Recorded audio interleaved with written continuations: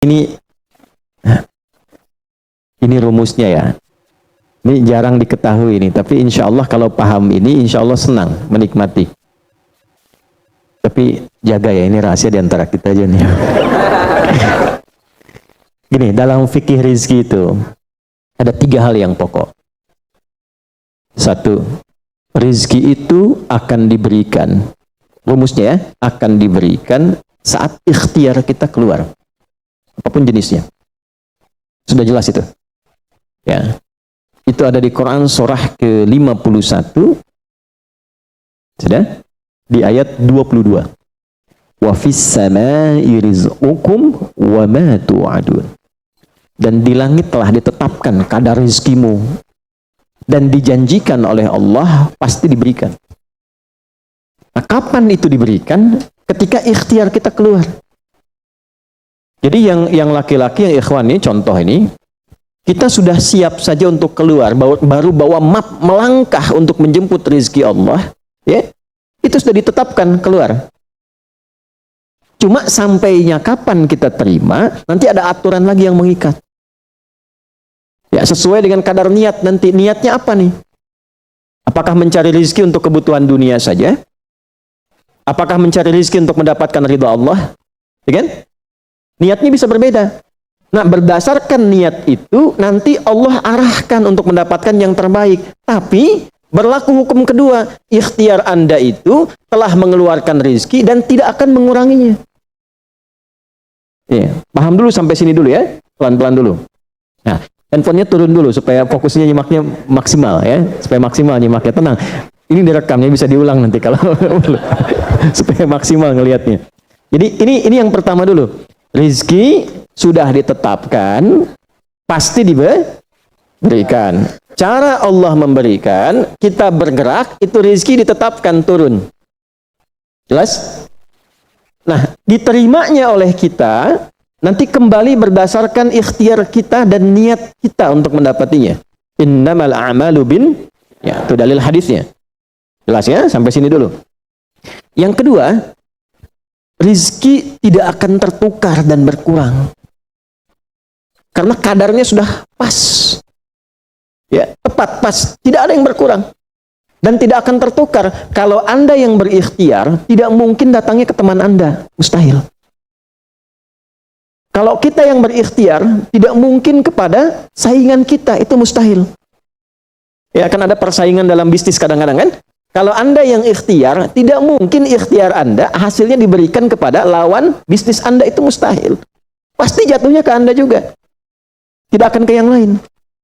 Kecuali dalam satu bab rumah tangga. Ya, usaha ayah kadang diberikan rizkinya mengalir kepada anak, atau usaha anak akan mengalir kemudian dampaknya kepada orang tuanya. Itu sudah rumus. Ya, awas, hati-hati. Jadi kalau Anda ingin mudah berkehidupan ke depan, didik anak dekat dengan Allah. Ketika anak itu jadi baik, keberkahan pada anak itu akan menular kepada kedua orang tuanya. Ya, Bapak Ibu pengen haji, nabung banyak, belum berangkat, sudah antrian panjang. Itu kan? Tapi tiba-tiba ada orang yang tetangga anaknya penghafal Quran 30 juz, dapat hadiah haji, orang tuanya ikut, bapaknya ikut, ibunya ikut, gurunya ikut. Tuh. Ya, jadi nanti ada 2 ayat di dalam Al-Quran yang menjamin usaha orang tua mengalir ke anak, usaha anak mengalir kepada kedua orang tua. Babnya keluarkan kalau ingin mudah. Nah, yang ketiga, nanti saya urutkan di papan tulis supaya memudahkan itu. Yang ketiga, ini yang paling penting untuk disadari, urut dulu ya.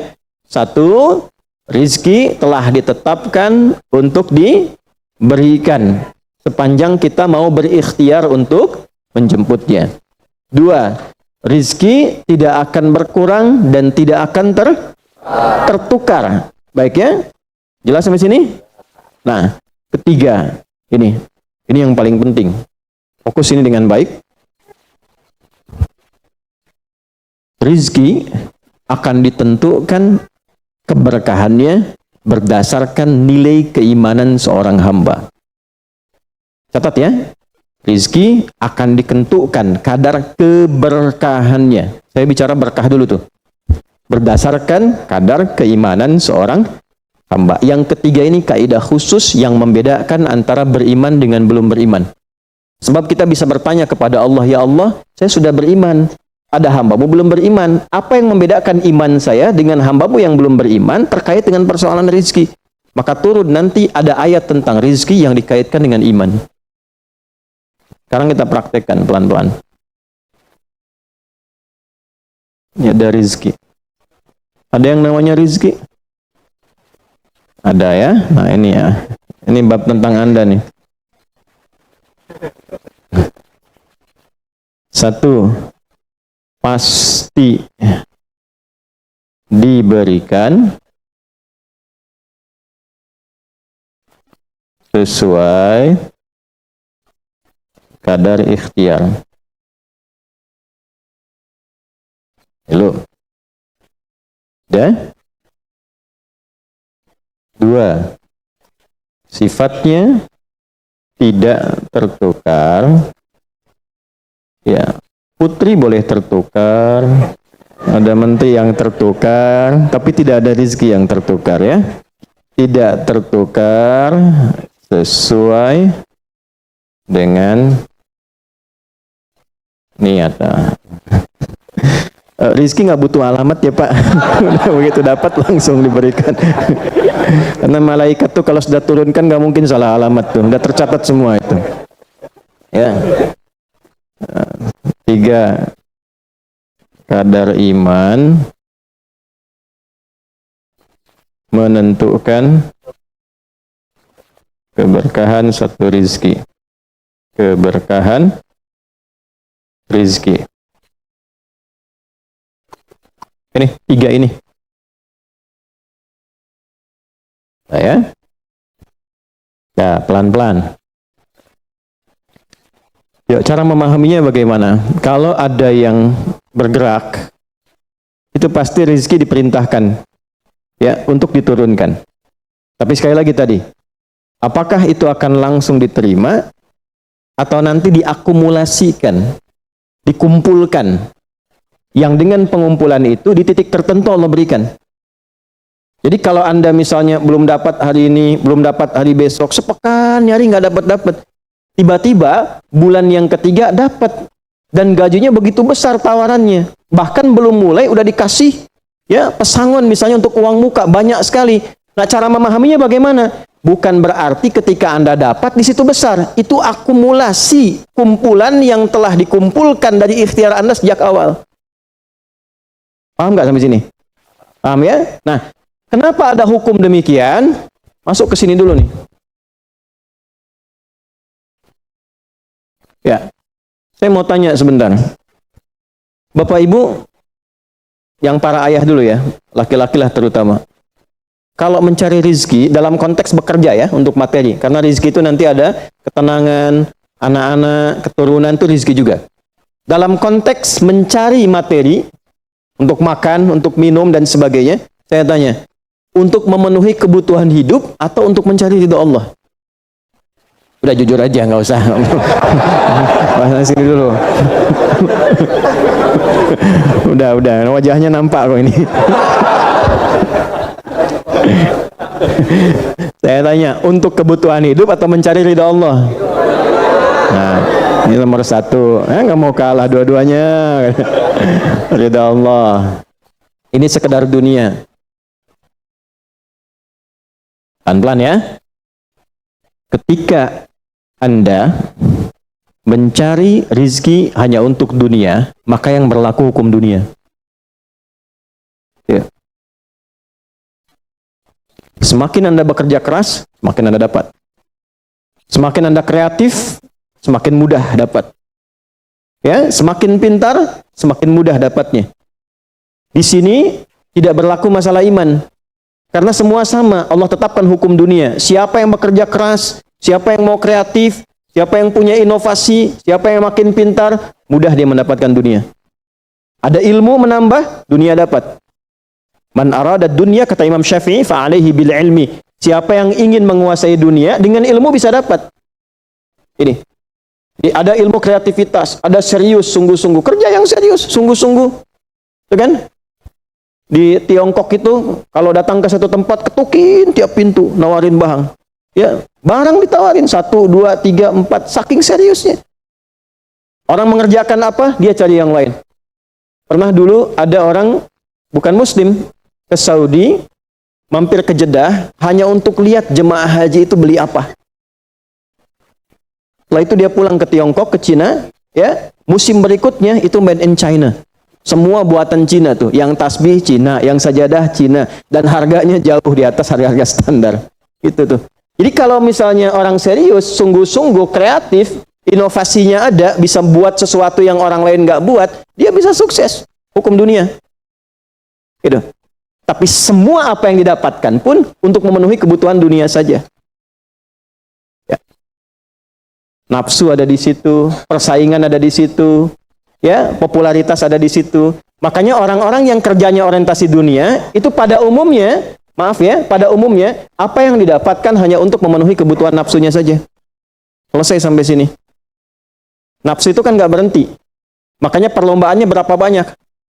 Ayo, siapa yang duluan dapat 10 triliun? Siapa yang duluan dapat 20 triliun? Dunia. Dan nggak akan berhenti. Begitu dapat, pengen nambah lagi. Dapat, pengen nambah lagi. Walaupun yang dipakai mungkin tidak sampai ke situ. Sekarang saya tanya Anda ya, mengumpulkan sesuatu yang tidak Anda gunakan, bermanfaat tidak? Ya. Ibu misalnya mengumpulkan kayu bakar banyak sampai seruangan masjid ini, Bu. Ya. Tapi yang ibu pakai sehari cuma satu. Ya, dikumpulin 1, 2, penuh, tapi yang dipakai 1. Tapi nggak pernah puas melihat pengen lagi. Sampai 10 masjid kayu dikumpulkan. Yang dipakai cuma 1. Nah, kira-kira perbuatan semacam ini bermanfaat tidak? Nah, jika ada orang yang banyak bekerja, hanya membutuhkan sesuatu untuk memenuhi keinginannya saja, ketahuilah Anda terjebak dalam kehidupan duniawi. Mohon maaf sebesar-besarnya. Jadi kalau bekerjanya hanya untuk tambah tabungan lagi, cek saldo, bandingkan dengan teman-teman, tapi dari apa yang dikumpulkan tidak membuat Anda lebih baik.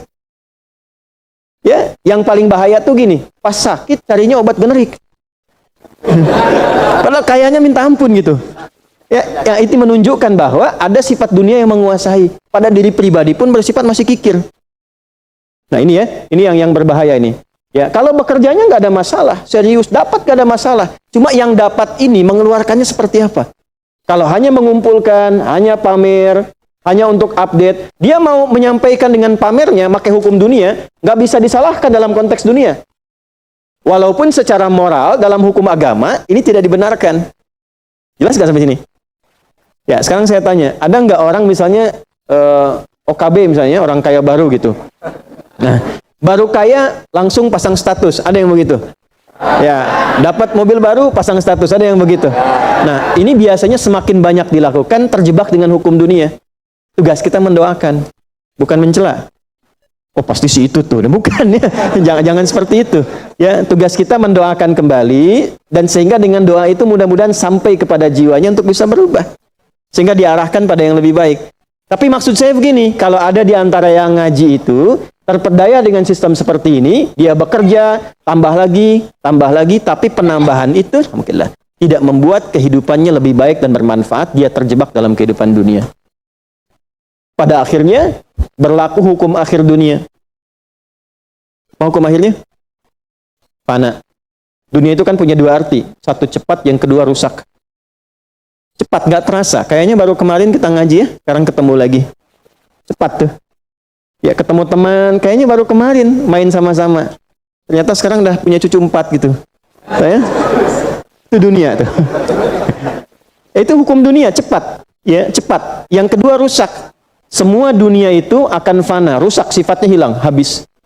Kalau bukan kita meninggalkan dunia, dunia yang meninggalkan kita duluan.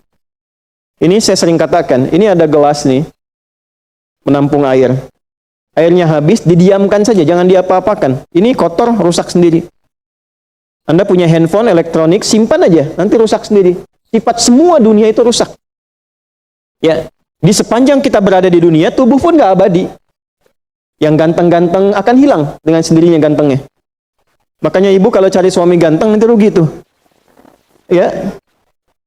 Baik, sama, istri juga demikian, yang perempuan demikian. Semua selama di dunia hukum berlaku. Nah, harta juga begitu. Saat dikumpulkan banyak yang dihitung ini, Kalau tidak sadar dengan, nah ini poinnya.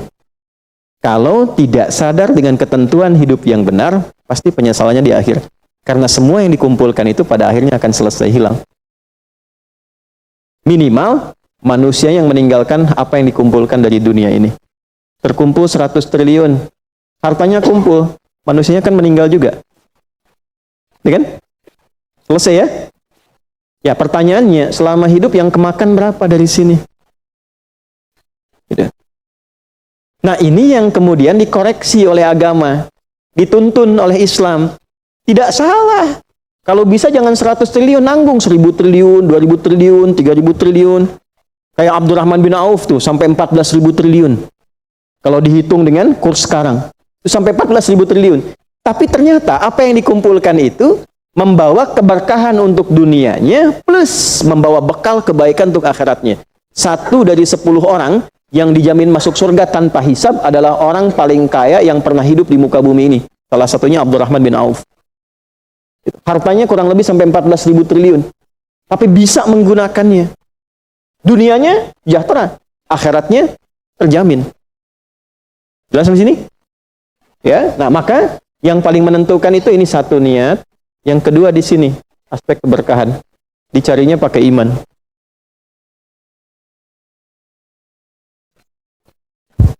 Maka niatkan yang pertama, upayakan setiap pencarian itu gunakan fungsi imannya untuk mencari ridha Allah.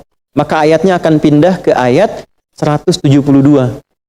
Ya ayyuhalladzina amanu kulu min thayyibati ma razaqnakum. Hei orang-orang yang beriman, pakai imanmu untuk mencari kebutuhan hidupmu. Nanti aku siapkan, kata Allah, yang sesuai dengan kadar imanmu. Karena itulah kadang kelihatannya begini. Kelihatannya, mohon maaf ya Bu, Pak, nggak dapat lagi. Padahal sudah tahajud malamnya. Udah puasa, udah baca Quran. Lamar nggak dapat lagi. Ini nggak dapat lagi. Bukan karena ini Anda nggak bisa dapat. Bukan. Karena belum cocok dengan iman Anda. Ini belum thayyib. Belum thayyib. Belum ada baiknya. Mungkin ada bagian dari usaha itu yang kurang cocok untuk iman. Tapi ikhtiar Anda mencari, itu oleh Allah ditetapkan. Setiap dia berangkat, tuliskan. Siap turunkan, siap turunkan. Cuma kapan diturunkan? Nah, itu kadang-kadang ada latihan untuk menguatkan keimanan kita. Sampai kita melewati semua perjalanan pencarian rezeki itu, baru diturunkan. Dan hebatnya, dalam mencari ini, Allah berikan bonusnya. Ada bonus pengalaman. Pernah sakit, pernah capek, pernah naik ini, pernah naik itu, tanpa sadar, itu yang menempa dirinya menjadi sosok yang lebih kuat, lebih baik, yang ketika rezekinya diberikan seutuhnya, dia sudah bisa menggunakan rezeki ini sesuai dengan pengalaman sebelumnya. Nah, yang mahal tuh ini. Makanya Abdurrahman bin Auf itu kan diambil dulu, dirampas hartanya, berangkat 400 km, jalan kaki, nggak bawa apa-apa, dipakai dulu ilmunya, belajar dulu jadi penyalur, dapat upah, dapat bonus dulu, baru dipakai lagi. Tapi perjalanan itu menempa hidupnya dengan iman, sehingga jadi orang terkaya yang pernah tercatat dalam kehidupan di bumi sampai hari ini. Jadi kalau satu kali Anda melamar kemudian ditolak pekerjaan, jangan langsung simpulkan tidak diberi. Alhamdulillah ya Allah, yang telah memberikan kepadaku rizki yang baru berupa penolakan ini, untuk menguatkan iman dan mentalku untuk menjemput rizkimu yang lebih baik daripada ini. Jelas ya? Nah, ini poin-poin ini yang mahal. Nanti kalau sudah dapat ilmu ini, yang lainnya akan lebih mudah. Nah, jadi jangan disimpulkan, ya Allah, aku sudah ngaji, aku sudah tahajud, kurang apa lagi? Sampai hari ini aku belum dapat. Nah, itu sesuatu yang tidak tepat untuk keluar, tapi juga bisa dipahami karena boleh jadi belum mendapatkan pencerahan sesuai dengan bab rezekinya. Nah, pada akhirnya dikembalikan, kalau sudah dapat itu ditanya balik oleh Allah, itu mau dipakai apa? Toh pada akhirnya aku yang cukupkan. Ya, falyanzuril insanu ila ta'ami. Yang pertama, kebutuhan makan kita pastikan dengan baik. Allah yang kasih, masa digunakannya untuk mencari yang tidak baik?